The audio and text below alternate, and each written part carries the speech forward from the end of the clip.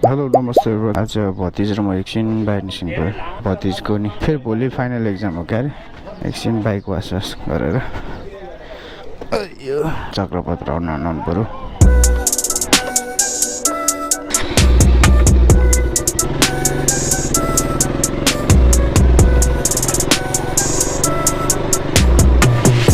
मैले हिजोको ब्लगमा भनेको थिएँ नि हाम्रो घरतिर चाहिँ हिलो हुन्छ भनेर यस्तो छ बाटो नि हिलो हुँदैन त पानी पऱ्यो भने त साथी हो निस्किन पनि मन लाग्दैन यहाँबाट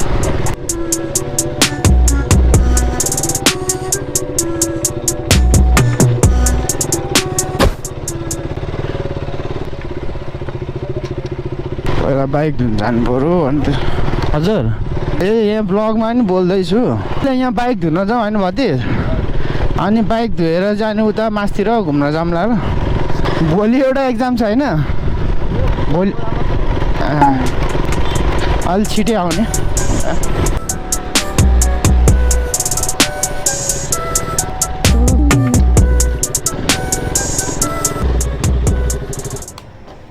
बाइक धुऊ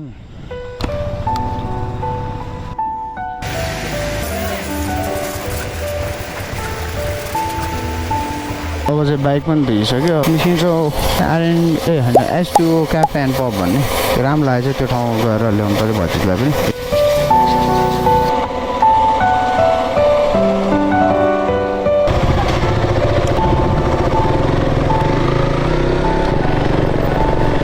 त्यो S2O क्याफे एन्ड पब चाहिँ त्यो चाहिँ एकदम मैले टिकटकमा देखिरहेको इन्स्टामा देखिरहेको थिएँ अनि राम्रो लागेको थियो मलाई त्यस्तै त्यस्तै अलिक हाइटमा भएको ठाउँहरू चाहिँ एकदम मनपर्छ रेस्टुरेन्ट क्याफेहरू एकछिन फ्रेस पनि हुन्छ एकछिन बस्यो गफसफ गऱ्यो फ्रेस हुन्छ जिम पनि जानुपर्छ अनि एकछिन भतिजलाई पनि डुलाएर ल्याउँ भनेर मात्र गरे 1 घन्टा जति अहिले खासै कन्टेन्ट त केही पनि दिन सक्ने छैन यत्तिकै जस आफू हिँडेको बाटो चाहिँ अलिअलि गरौँ भने कन्टेन्ट त केही पनि छैन जेरो कन्टेन्ट त्यसको एक्जाम सकेर एक दिन स्विमिङ पनि लानु पर्ला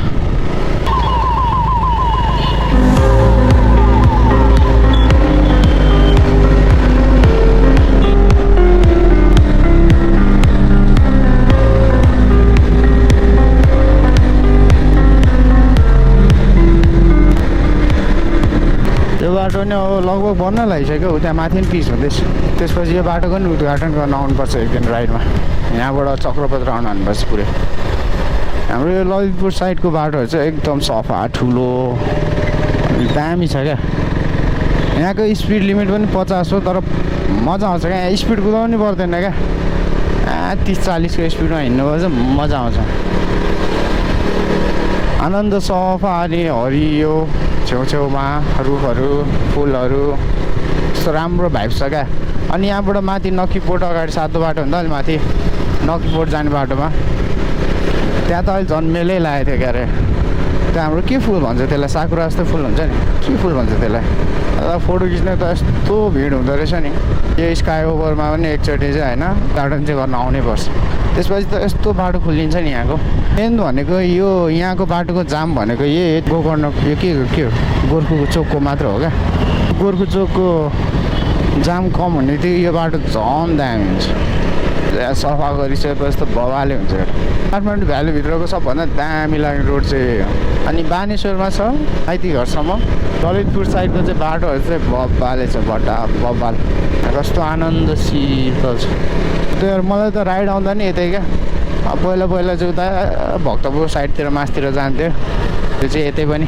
आनन्द लाग्छ म प्रायः धेरै आउने नक्कीपोर्टमा यहाँ राईदाईको चाट पसलमा त्यहाँ चाहिँ दही पुरीहरू आलु निम्कीहरू पोर्क मोमो सेकुवा बाबा मिठो पाउँछ हो यो नक्कीपोर्टमा त आउनेहरू खानेहरूलाई त हाल नआउनु हुनेहरूले चाहिँ आउनुहोस् नक्कीपोर्ट भनेर जानु राईदाईको चाट पसलमा चाहिँ मेन चाहिँ खाना जाने भनेको चाहिँ मान्छेले आलु निम्की है अनि त्यसपछि दही पुरी पनि ठिकै छ दही पुरी तर म्याक्सिमम खाने चाहिँ आलु निम्की आउनु मन छ खानु मन छ भने त्यहाँ जानु धेरै भित्र पनि छैन जो फर्स्ट टाइम आउनेलाई अलिक बाटो कन्फ्युज चाहिँ हुन्छ सोधेर जानु न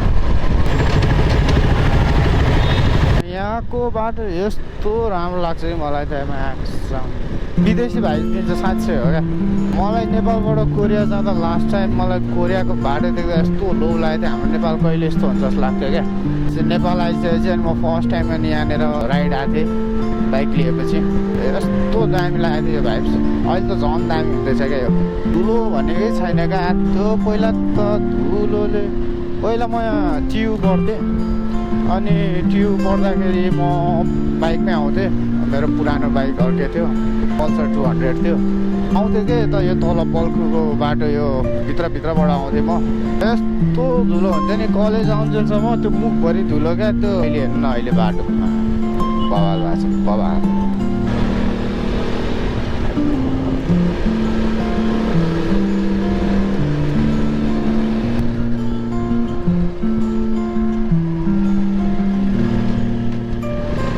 यति सफा छ कि यति सफा छ कि त्यो गाडीहरू पनि झ्याङ्गाङ झिङ्गिङ पनि छैन है।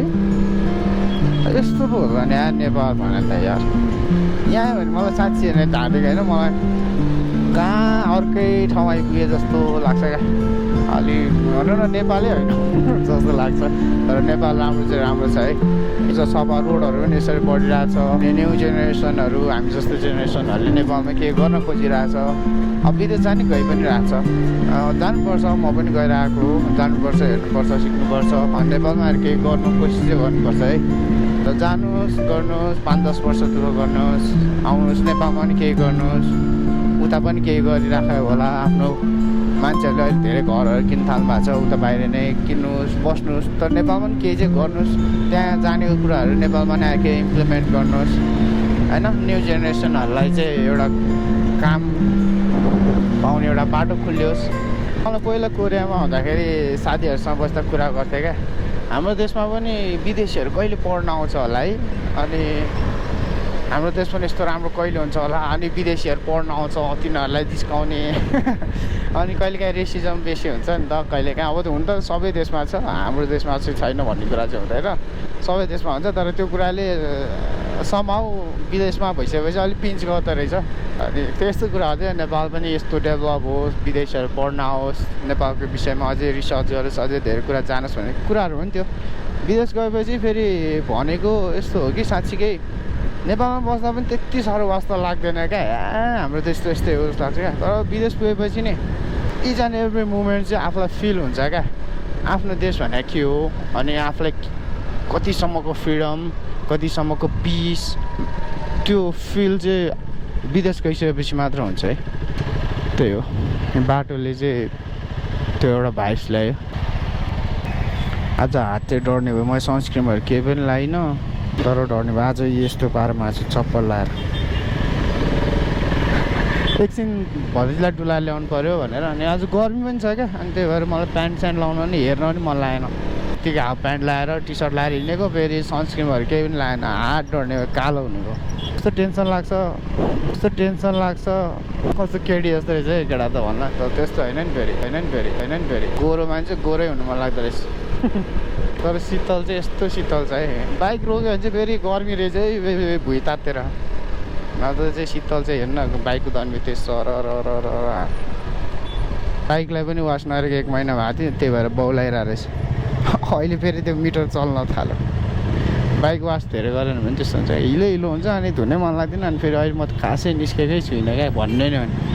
पहिला चाहिँ आफै धुन्थेँ घरमा, आफै धुन नि मन लाग्दैन अहिले त। अल्छी नम्बर 1 मा अध्यक्ष राख्छन् केटाहरूले। मलाई त भाइ बहिनीहरूले पनि त्यसै राख्छ। यहाँभित्रको मजा यस्तो भाइस मजा आउँछ नि।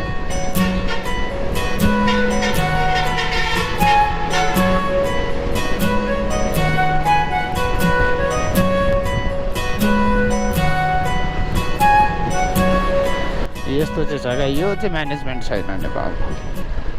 जे अब विदेश छोडेर नेपालमै बस्छु भनेको पस्तो नहोस् मलाई पनि होइन, कसैलाई पनि। विदेश छोडेर बसेर 2 वर्ष भइसक्यो। म विदेशै जाँदिनँ भने अझै म जाने मसँग छ, समय छ होइन। तर म जाँदिनँ, जानु मन छैन। जे हुन्छ यहीँ गर्छु। पहिला रेस्टुरेन्ट पनि गराएको थिएँ 2 वर्ष। अनि रेस्टुरेन्ट राम्रो चलेन पनि अनि बेच्थेँ। तर त्यसको मतलब त्यो होइन हो यस्तै हुन्छ नेपालमा त्यही भएर नगरे होइन। अहिले चाहिँ त्यो कति कुरा जानिएन होला, कति कुरा मैले बुझिनँ होला, कति कुरा मैले गर्न जानिनँ होला। गिभअप चाहिँ गर्दिनँ अझै पनि। स्टिल त्यो पहिलाभन्दा 2 वर्षमा धेरै कुरा सिकेँ। अब 2 वर्षपछि अझै राम्रो गर्छु, अझै राम्रो खोल्छु, राम्रो हेर्छु। म रेस्टुरेन्ट फिल्ड त म छोड्दिनँ जसले जेसुकै भने नि।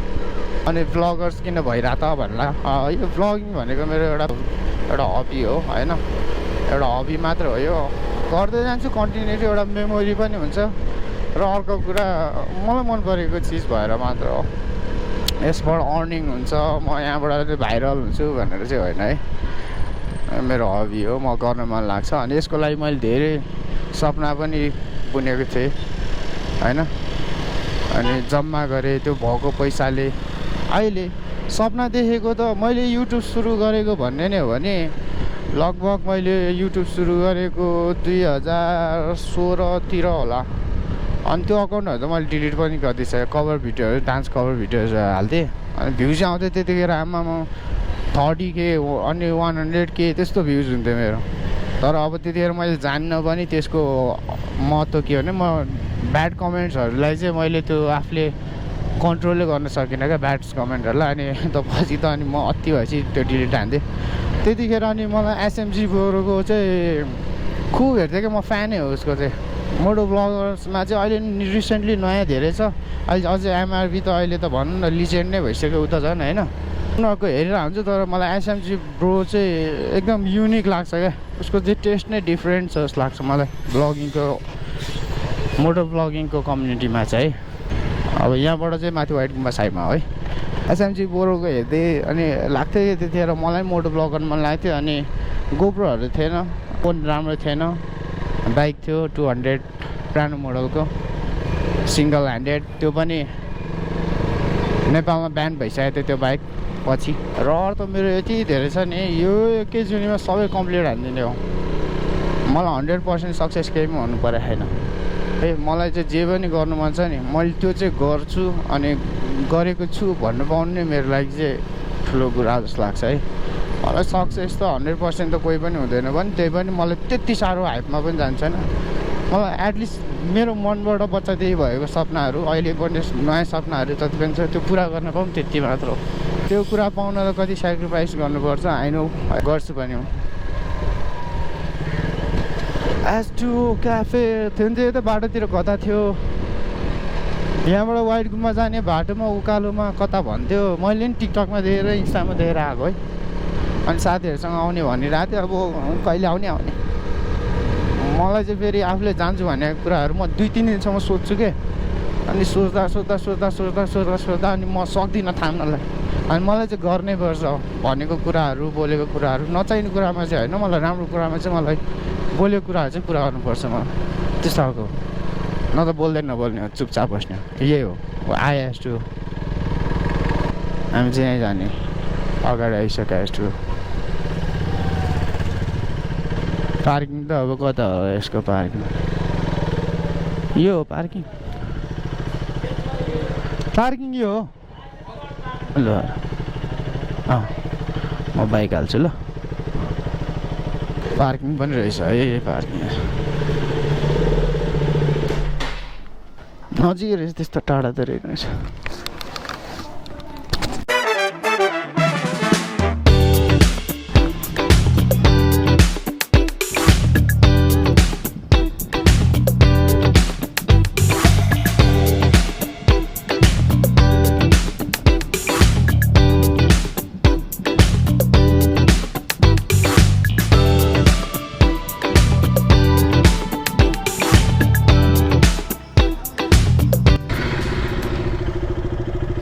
त खाससाज खाइयो, लगभग 1 घन्टा 2 घन्टा जति बसियो। अब निस्केको कति बज्यो, 6:15 भइसक्यो। अब 7 बजेतिर जिम जानुपर्छ।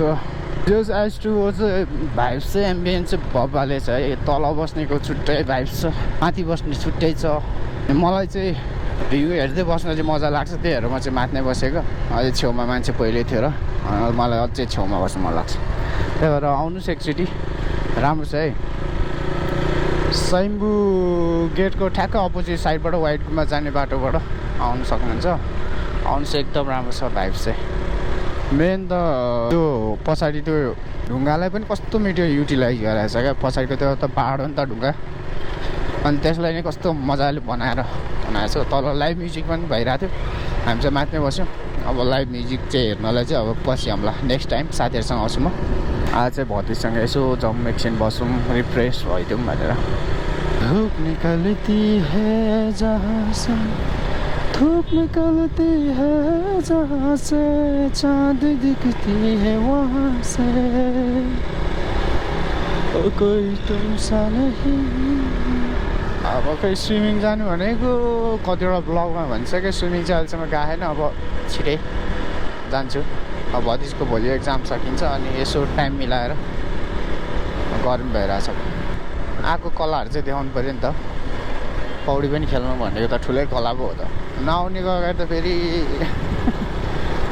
कस्तो मिठो मौसम छ हौ धेरै दिन र रात बिति गयो तिम्रो सम्झनामा आउँछौ कि भनी बाटो कुरी हेरिरहन्थे म तिमीलाई सम्झी बाटो कुरी के गर्नु खोजेको के हो गाडी बिग्रियो हो कि हिजोको ब्लगमा चाहिँ मैले भन्न पाइनँ अब नेक्स्ट हाम्रो आउने शनिबार चाहिँ साकेला एउटा टोखामा छ अनि एउटा लामटारमा छ के अरे लुबुभन्दा अलिक माथि छ के अरे तर हामी चाहिँ जान्छौँ टोखामै जान्छौँ होला टोखा टाढा चाहिँ छ मैले हिजो भन्छु भन्दै थिएँ त्यो लास्ट ब्लगमा चाहिँ भनिनँ छु मैले अनि एडिट गर्दा गर्दै हेरेको भनेर हिँड्छ अनि त्यही छोडिदिएँ अनि यही ब्लगबाट चाहिँ सबैजनालाई निमन्त्रणा सबैजना आउनु होला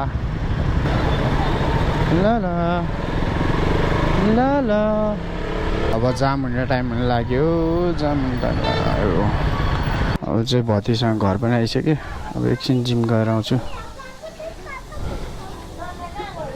1 घन्टा ध्यान पऱ्यो फेरि रबिन साथी अब 1-2 दिन नजाने रे जिम 1-2 दिन अझै एक्लै हुने भयो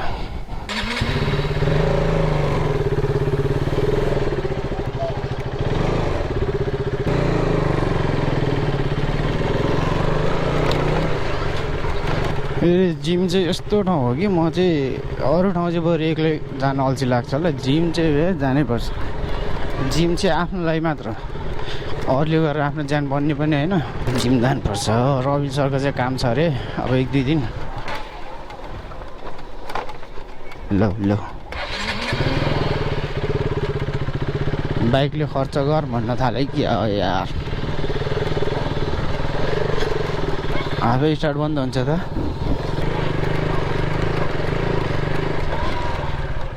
ल अरे त्यहाँ हिलो छ अनि आज बाइक धोका त्यहाँबाट जानु मिल्ने कुरो भएन बाइक सर्भिसिङ गर्ने बेला भएछ मेरो पनि अब जिम जान्छु अनि आजको भ्लग यतिकै सकिन्छ फेरि पनि अर्को भ्लगमा भेटौँला जो छ नि बाटो त माकसम दिमाग खराब ऊ अरे सर्भिसिङ गर्ने बेलै भएको मेरो बाइक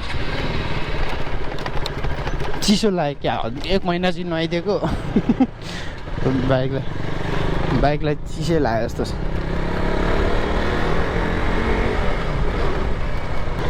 मेरो जिम त जिम्याक्स